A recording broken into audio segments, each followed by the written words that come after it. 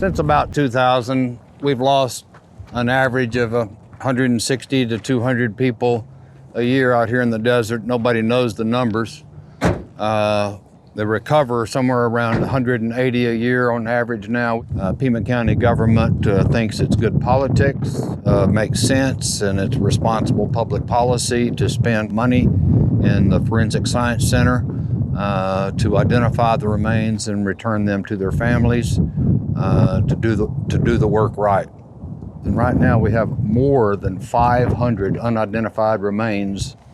There's no marker, there's no identification, it's A, B, C, D. They have a map that shows, so there's a vault in here that's about this big, there's a partition. So there may be 4, 5, 6 boxes in this one right here. Same. So these are cremains of unidentified people from Pima County. There's religion in the Humane Borders deal, and it's not just because of me. Religion is a much more powerful presence in migration than human rights. Religious groups have entirely different motivations, and they have entirely different staying power, different resources, different volunteers, different infrastructure. They've got what it takes to do migration policy impact over time. Now, I'm going to just simply describe to you what the United States is doing. You build fences, you put up surveillance, you block off areas. You saw the fence, about a third of it's built, most of it's vehicle barricades, some of it's pedestrian, some of it's bollard-style fencing, etc. There's 12 different models. They want to make it expensive to enter into the United States. This is a vestige of an old neoliberal economic model that if you make it expensive to come, fewer people will come. What they don't understand is you have now just giving billions of dollars to our enemies in the cartels.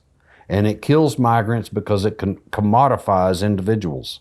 If I have to recover $3,000 or $5,000 in the migration, I'm going to stay longer and I'll just pay for it that way. Number 4, make it as miserable as possible if you do enter into the United States. That is the only one that works. You saw part of it the other day. Let me explain this. Operation Streamline works in the sense that you make it so frickin' miserable to be apprehended that you don't want to do it again. That one does have consequences. Those people don't come back for the most part. But it works for that migrant, it doesn't work for migration. We have a contract here in the United States with private and public prisons to maintain 34,000 beds a night just for undocumented people. 43% of the people who came here, who are undocumented, came here illegally. They overstayed their visa.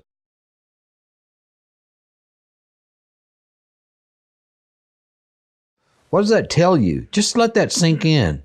Almost half don't fit any of these profiles of what you're thinking about. I need to talk about Border Patrol. It's increasingly militarized. The United States is the only major military that prefers working at night. They have a perceived tactical advantage. It's preferred working conditions for agents. They come in with choppers, then they'll send guys on the ground and women on the ground, and they'll catch as many as they can. Sun comes up, and the ones that they didn't catch no longer have a guide. It's pretty much like taking the life preserver out of a sinking boat and leaving people in the boat. Border Patrol invented these little stations you see over there on the left. It has a strobe light on the top that's operated by the solar panel, and it has a little radio system inside that box, and it has a metal reflector up there that gets your attention during the day on the sunlight. It's kind of like a mirror. I said, you build a bunch of these, you put them in all the strategic locations. I'll pull my water stations and go somewhere else. There's a lot of desert. If you can start saving lives, do it. It works. But they, by God, will not make enough of them and won't distribute them. They've given up on this system. They want, and I cannot conclude anything else, but they want more migrant deaths out there. They think it's a deterrent.